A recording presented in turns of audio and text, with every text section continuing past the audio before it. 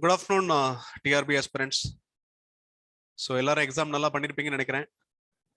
So, the paper is really to the level. So, touching the gate level, sometimes touching the AES level. So, credit must be given to the TRB authority. Okay, so very good paper overall. Okay, across all the disciplines. Okay, so I have seen the papers of AC, EEE, and instrumentation. Yes, this is what exactly the paper expected. Okay, from the TRB.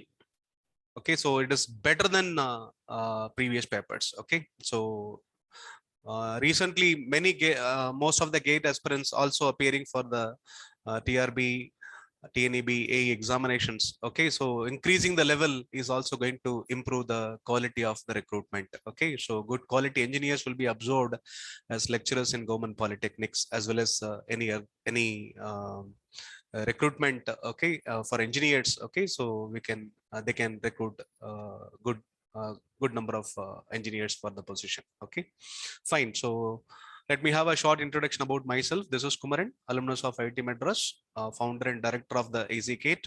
Okay, so the students who joined us, okay, for TRB, we trained them to the gate level only.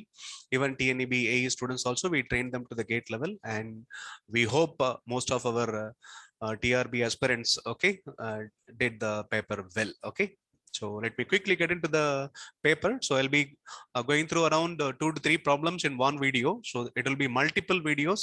Don't simply expect the answer key alone. It is going to have a detailed solution as well. Okay, so that you can understand even the fundamentals now. Okay, and you might have used the same fundamentals, but still. Okay, so let me make it little better for the understanding sake, so that you will be sure about the key. Okay, so I should not simply reveal the key for the corresponding problem. So better understand the concept, how they connected, and you can appreciate the fundamentals and the TRB for setting such a paper. Yes, so the focus is on initially easy papers. Okay, easy problems. Okay, happened in the TRB Polytechnic easy paper. Okay.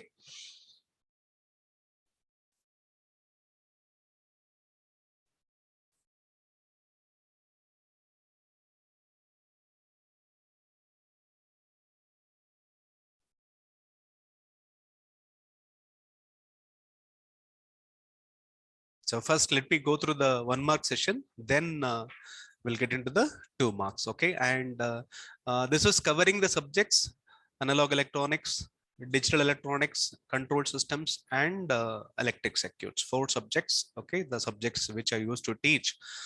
From this subjects will answer the we'll take the problems, and then we'll give the key as well as the solution for the corresponding problems.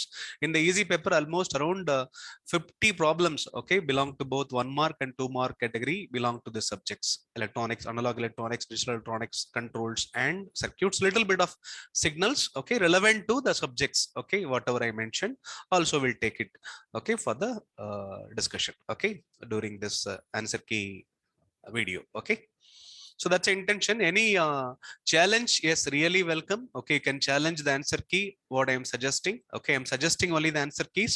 The original, the final answer key, that means the TRB is the final authority to say what is the correct answer. Okay, so you take it, almost 90% probability of answer whatever I'm giving will match for sure. Okay, I don't say it is 100%. We'll see. Okay, if it is even matching 100%, yes, we'll be happy for that.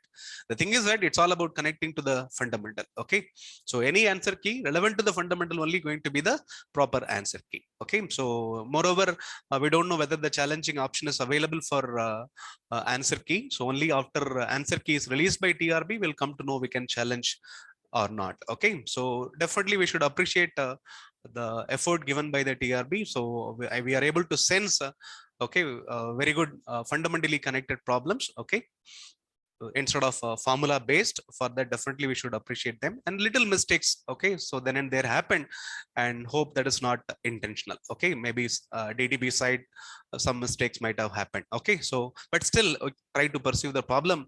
Okay, so with respect to the designer mind, and then we'll try to offer the solution for every problem. Okay, so let me begin with the first problem, probably from control systems.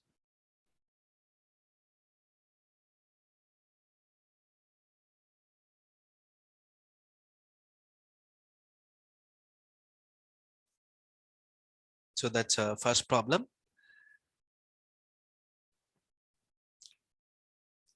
So I'll focus on two things, not only the answer key for such a problem, the fundamental relevant to this problem also I'll be slightly going through, then finally we'll go for the solution. Okay, so that okay, what fundamental you got the solution, okay, you can cross check, okay, then you can also troubleshoot, okay, if you committed some mistake somewhere, okay, and you can also check whether the answer key is matching with your answer and where you might have gone wrong, or if the route is exactly syncing, then you can appreciate your effort. Okay, yes, it's all about self appreciation only. So by going through the answer key, yes, let me begin with this. So problem is talking about acceleration error constant. Okay, he said straight away, okay, it didn't mean the subject. Yes, you should know this problem belong to control system. Yes, this belong to control system. So in control system, what topic this belong to? So probably you are aware of, it's talking about the error. So in control system, this belong to a topic, simple topic, an interesting topic known as steady state error analysis. Okay, so any closed loop control system, you remember the structure will look like this. So we'll have a forward path transfer function, G of S. We'll have a feedback path transfer function, always consider non-unity feedback setup, H of S. The output variable, the control variable, we call it as C of S. The input command or the reference input, we call it as R of S. The signal of focus is exactly our output of the summing point. The signal of interest is the output of the summing point. Okay, that is E of S. So that is the signal. So what we are going to talk about here means, so we are giving the input command R of T, that is the acceleration command. Okay, in a common sense, we call it as a parabolic command. It's called parabolic command or acceleration command. Okay, that is defined as R of T. Okay, in time domain as AT square by 2 formally, then its Laplace becomes A by S cube. That's your R of S. S cube, it is R of S is A by S cube. So what we are focusing on is, the focus is on the error, steady state error, and error is influenced by a constant known as acceleration error constant. So what does ESS means? As per the final value theorem, in general, ES is nothing but error at time t equal to infinity, which is nothing but its limit t tends to infinity for the error signal E of t, we can say. As per the final value theorem, instead of demanding E of t, you can straight away go with the final value theorem. You demand only E of S. Okay, so that's very easy. Then instead of letting t tends to infinity, let S tends to 0. Limit S tends to 0. Okay, so then as per the final value theorem, it is going to become S into E of S. So that's what exactly the steady state error for any given input command in a closed loop control system. So the input command given is a parabolic command or acceleration command. So for this, we need to estimate. Okay, I know the answer. I don't want to reveal it immediately. Okay, but still, okay, that's a way to proceed and get the solution. Even if you forget, because there are limits S tends to infinity, there are limit S tends to 0.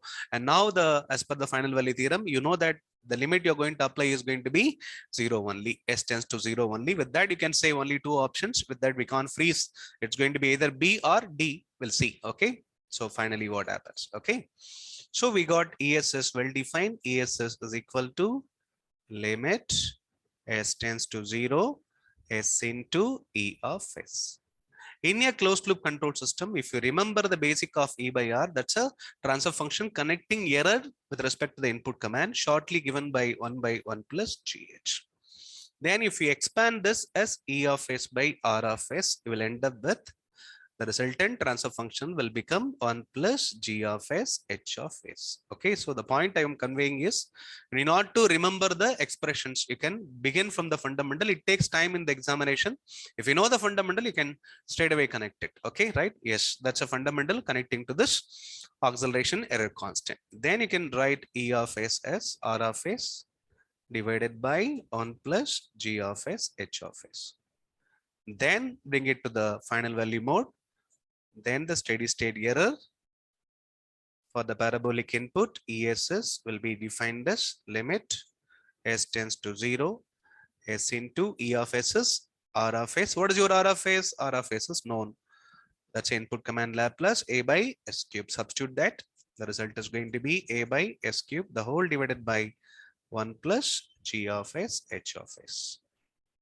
Okay, as per the E of s expression, we got s into E of s. So then one s we can cancel. It's going to become s square. Then the resultant is going to be limit s tends to 0. We'll end up with a by, expand your denominator. So s square will come to the denominator, then expand it further, a square plus a square into g of s h of s. Let the limit only for this term. Then it reduces to limit s tends to 0. Instead of that, I can say a divided by, straight away a divided by, first term vanishes because s equal to 0. Second term, don't apply the limit. So take the limit s tends to 0, a square into g of s h of s.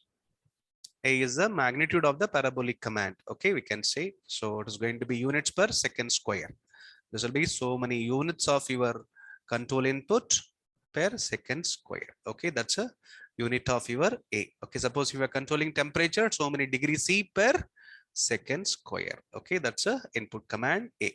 Okay, magnitude of acceleration input command. Okay, then A divided by this reduces to the acceleration error constant. So whatever the denominator, the whole denominator is your error constant. So ESS for acceleration command is remembered as A by KA. Okay, if A is taken as unit acceleration, then A will be taken as 1. Then people probably some textbooks will say it's 1 by KA, but the problem is focusing only on the acceleration error constant. So the acceleration error constant is clearly known to be limit s tends to 0, s square into g of s h of s, where g of s h of s is a loop transfer function of the closed loop control system. Okay, so yes, which one is the right answer? You are free to choose the answer now. Okay, yes, you are capable of at least picking the answer. So there are two options, having a square g of s h of s, but limit is very important. A is not the answer, D is the right answer. Okay, yes.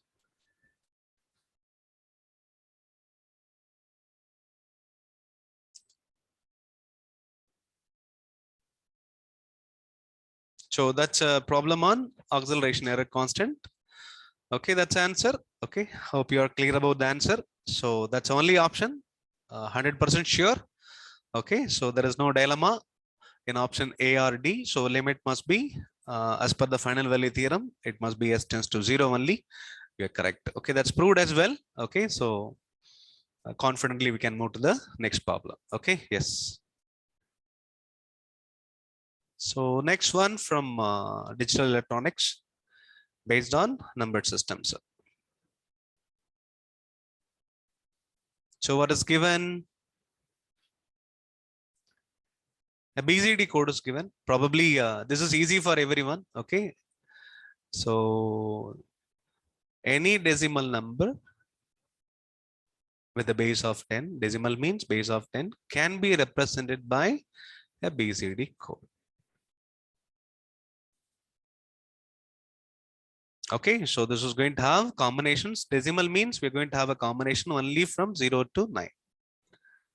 And the corresponding, it's a 4-bit BCD code.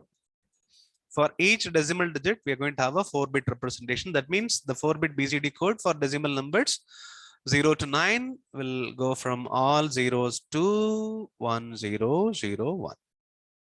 Okay. Say for example, a number 8 means the corresponding BCD code will be 1000. Say for 5 means the number is 0101. Yes, you are familiar with this. Okay, so 0 to 9, you should know how to write the BCD code. Okay, suppose if I write a decimal number of 25, that is base 10, the corresponding BCD code can be written as, for 2, we need to have a binary code. That's a BCD code for 2, 0010, and 5, we have a code that's 0101. So that's a BCD code for a decimal number 25 base 10. Okay. You can say simply decimal, but base 10 strongly says it's a decimal number.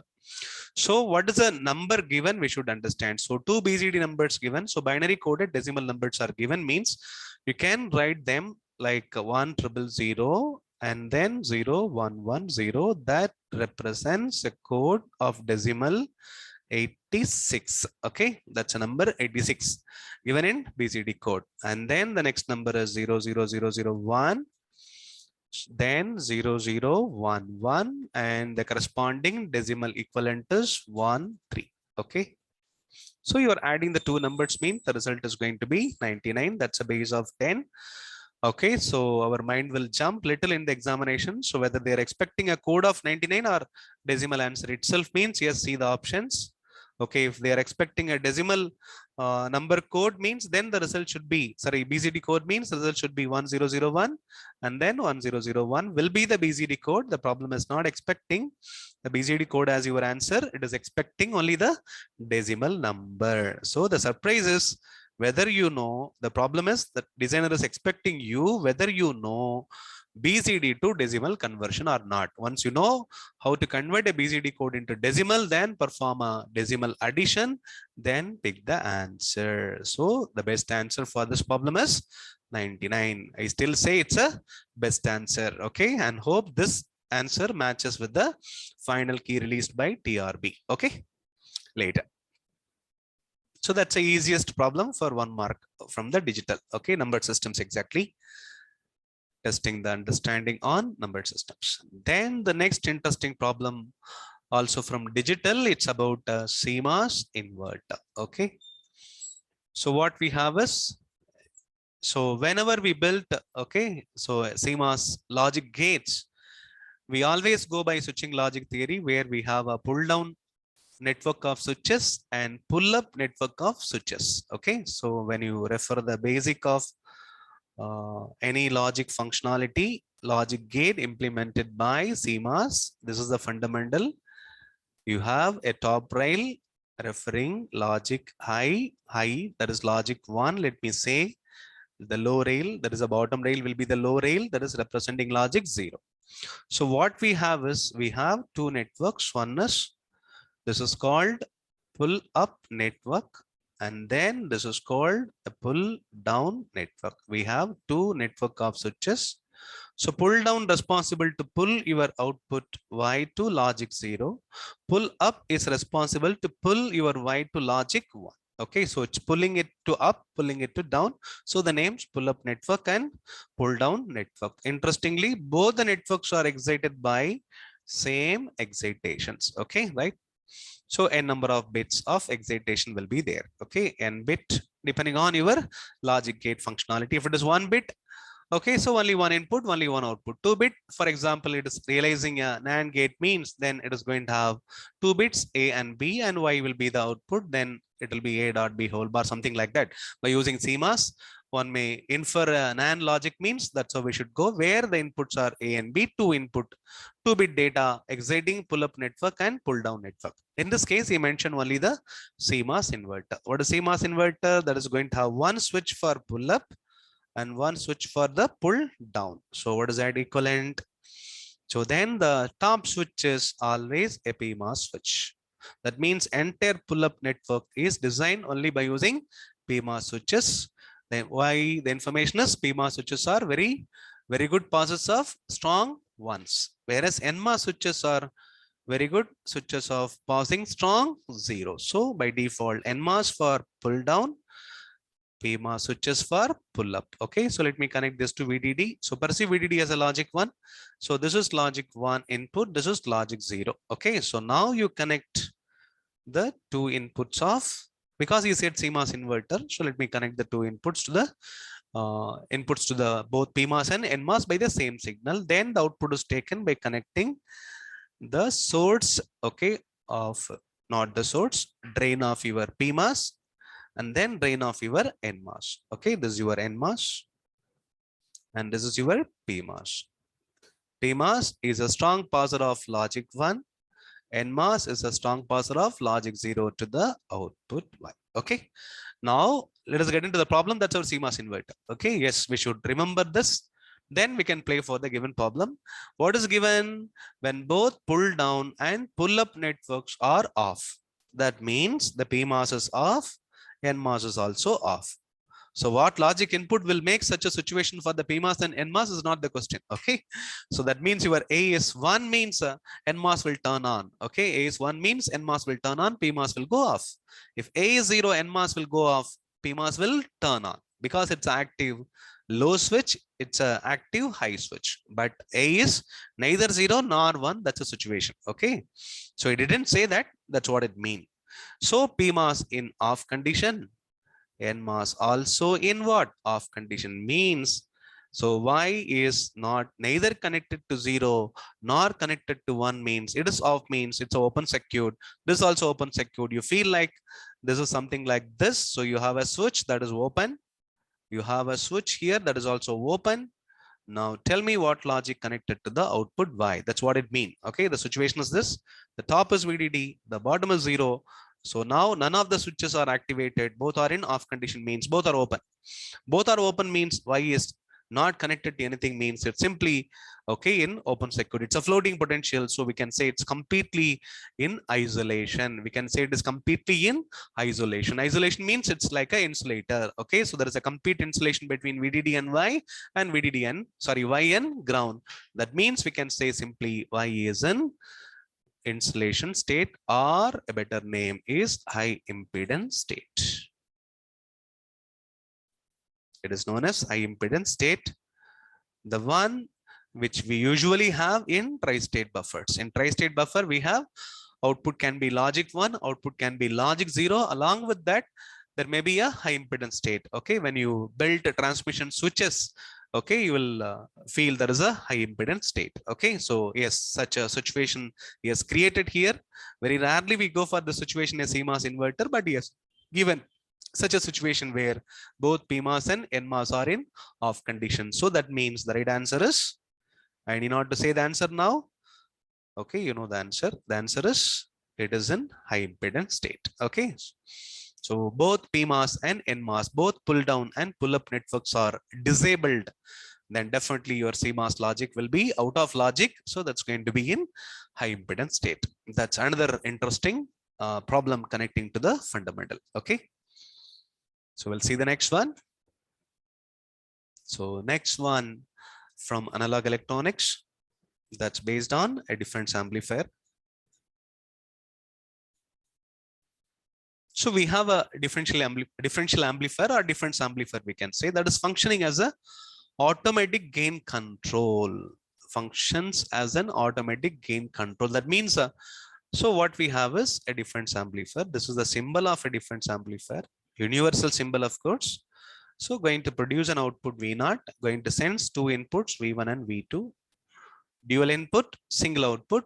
It didn't say. Sometimes difference amplifier may look like this.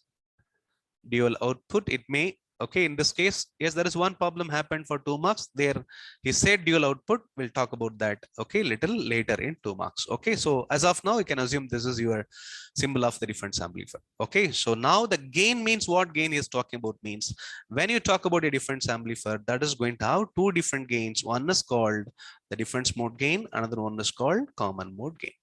So what gain is talking about means, an ideal difference amplifier will have ACM equal to 0 always, because it is going to have a parameter called rejection ratio called common mode rejection ratio. So that is always made infinity. Therefore, ACM should be made 0. So that means he's talking only about the ADM. So that means V0 is going to have two components. One is ADM into VDM. Another one is ACM into VCM for any standard practical difference amplifier. The moment it becomes ideal, this component is not there in the ideal DA. So as of now, let us perceive we play with the ideal DA. If you want to build an ideal DA, what is important we should know. So by keeping this in mind, if you want to build an ideal difference amplifier, you have to eliminate completely the common mode component. That means your difference amplifier must be built with the current source. That's a hint. That's a very fundamental link. Yes, without knowing this, you can't connect it to the problem. So if you want to build a difference amplifier with common mode rejection ratio equal to infinity, that is a common mode gain brought down to 0, because CMRR as the expression, it's modulus of ADM divided by ACM. So if you want to make CMRR infinity, ACM should be brought down to 0. That's possible only when we use a current source. Current source excited difference amplifier is a very indirect mention in the given problem. It didn't talk too much about the difference amplifier. He has given everything indirectly. Okay, so we should know this.